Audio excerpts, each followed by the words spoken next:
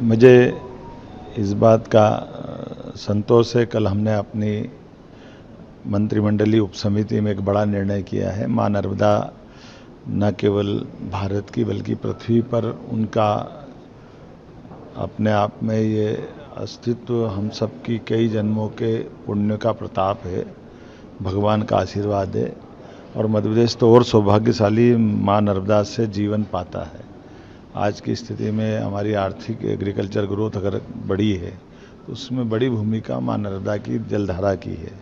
ऐसे में माँ नर्मदा के स्थान खास करके अमरकंटक से लगा करके जहाँ तक वो प्रदेश की सीमा से आगे तक जाती है, माँ नर्मदा के दोनों किनारे की पवित्रता बनी रहे, माँ नर्मदा की जलधारा अविरल बहती रहे, पर्यावरण से कोई नुकसान नहीं पहुँचे, जल की शुद्धता के आधार पर सीवर की नज़दीक की बस्तियों की उससे भी बचाव होता रहे।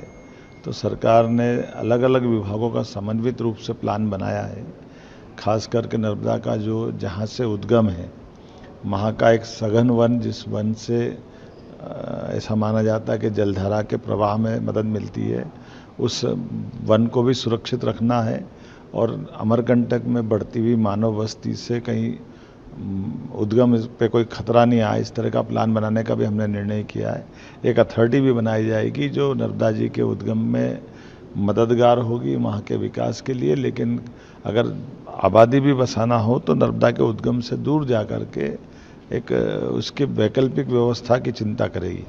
साथ ही साथ रास्ते के मंडला, डिंडोरी, नरसिंहपुर, नर्मदापुर, देवास, ओंकारेश्वर, ऐसे कई तीर्थों का रास्ते के सभी तीर्थों पे बेहतर प्रबंधन हो, घाट बने, नदी के किनारे जल के स्नान के समय की सुविधाएं मिले, वन का प्रबंधन बेहतर हो और ख़ासकर हमारे नर्मदा के परिक्रमावासी सहजता से परिक्रमा कर ले तो परिक्रमा मार्ग पे संकेतक लगे, उनकी छाया के स्थान रहे, जहाँ निर्जन आबादी है वहाँ आश्रम बने।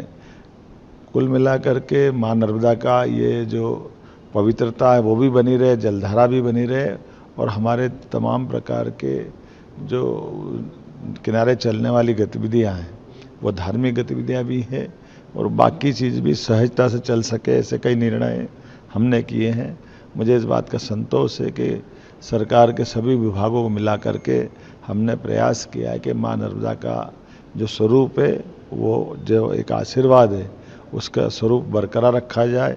जो धार्मिक नगरियां हैं जिसमें मांस मदिरा की दुकानें हैं, उन धार्मिक नगरियों से हम कोशिश करेंगे मांस मदिरा को प्रतिबंधित करा जाए। मैं उम्मीद करता हूं कि जो निर्णय किए उसकी नवंबर में पुनः समीक्षा करेंगे और ये एक दिन का नहीं, ये सतत चलने वाली एक प्रक्रिया जिस आधार पर हमने सभी विभागों से समन्वय कराते हुए इस प्रकार का निर्णय किया। आने वाले समय में माँ नर्मदा की भक्त महारानी अहिल्याबाई का ये 300 वर्ष चल रहा है। ऐसे में महेश्वर में हम कैबिनेट भी करेंगे और उनका स्मरण भी करेंगे।